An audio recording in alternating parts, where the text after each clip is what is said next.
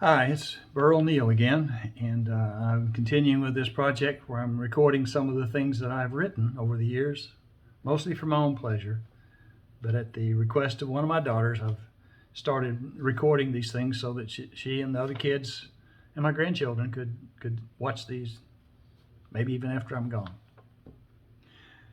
Well, the one I'm going to read tonight, I'm going to call it Fatherless Child. Noble Jubilee Kendrick had declared himself fatherless at an early age and had held that view of himself well into his 30s. Oh, he had a dad after a fashion, but early on the bottle became his wife and kids. He really didn't seem to have any need of Noble or his mom or little sister Precious. To tease Terrence Kendrick, they were just additional baggage that sometimes drained away some of his precious whiskey money. Not that they drained off much of it, mind you. Now, to be honest, their home wasn't one of those battle zones you always hear about, a place where some whiskey-fueled tyrant hobbles the lives of his so-called loved ones with the fear of unforecast violence. Their home was more like a cage of emptiness, a sort of vacuum where no paternal concern breathed. Noble's single most imposing memory of his father was his absence, his goneness. Well, it was on a beautiful spring day, 3 days after Noble's 13th birthday, that his father capped off his career of absence with his final retirement party. On that day, a day golden with sunshine and green with new growth, at the ripe old age of 38, Terrence Samuel Kendrick managed to wrap his old Buick around a bridge abutment. And so it was that with a loud crunch of metal, followed by the hissing of a ruptured radiator, then silence, Noble became in fact what he had already been in essence, a 13-year-old boy without a father. Well, his mama cried for a while, then went about the gray tasks of burying her husband, her grief tempered a little by relief.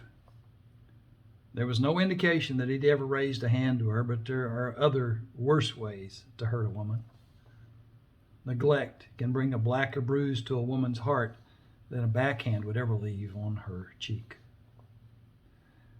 It wasn't until one night in the latter part of Noble's 33rd year that he became fully aware of the pain of his fatherlessness.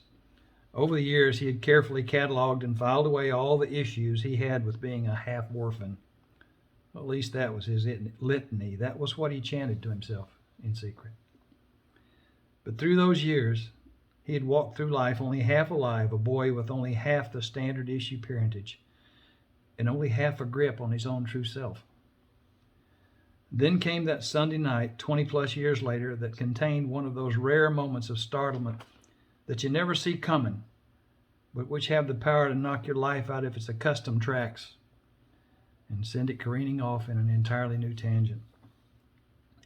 Noble just happened to be sitting in church in one of those Sunday evening services, just minding his own spiritual business, when God came calling. I don't know how else to describe it except as like a wave of emotion that rolled in from somewhere way out in his heart's ocean. It came with such velocity and stealth that it bowled him over and sent his spirit rolling ass over tea kettle, as his daddy would have said, completely powerless in its grip.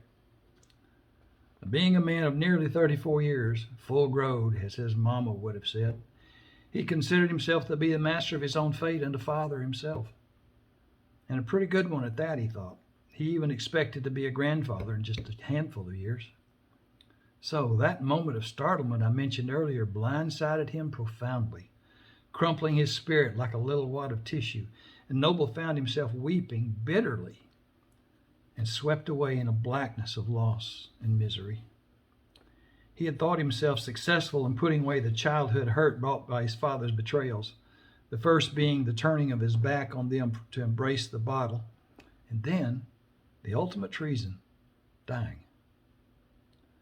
But he could not stem the tide of emotions, rage, bitterness, grief, fear, emptiness, and a dozen others that defied nomination. His poor wife rubbed his heaving back in bewilderment. She knew his history, but just like he had been a few minutes ago, she couldn't begin to fathom the power of the roiling storm that threatened to completely founder his soul. In sheer desperation, he heard his withering heart cry out to God for relief, anything to stop the crushing pain. And then and there, in a thunderous whisper, he heard, "Peace, be still." And it stopped. The storm just stopped. And he sighed. One of those long, deep, wavering sighs, the kind of sigh that only the reprieve can know. And as he did, he heard the words he hadn't heard since he was a little kid. They came floating up out some deep cove of pain, a place now washed free of the old rancor and confusion. "Let the little children come to me, and do not hinder them, for the kingdom of God belongs to such as these." And he took the children in his arms, put his hands on them, and blessed them.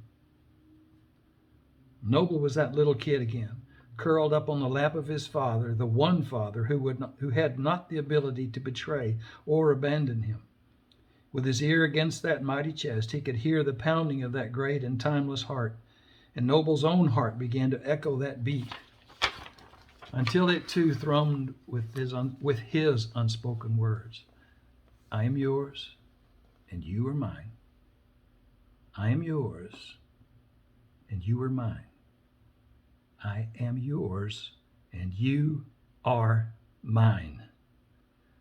Noble was forever changed that night, for he had come to a place of completion that he didn't even suspect existed.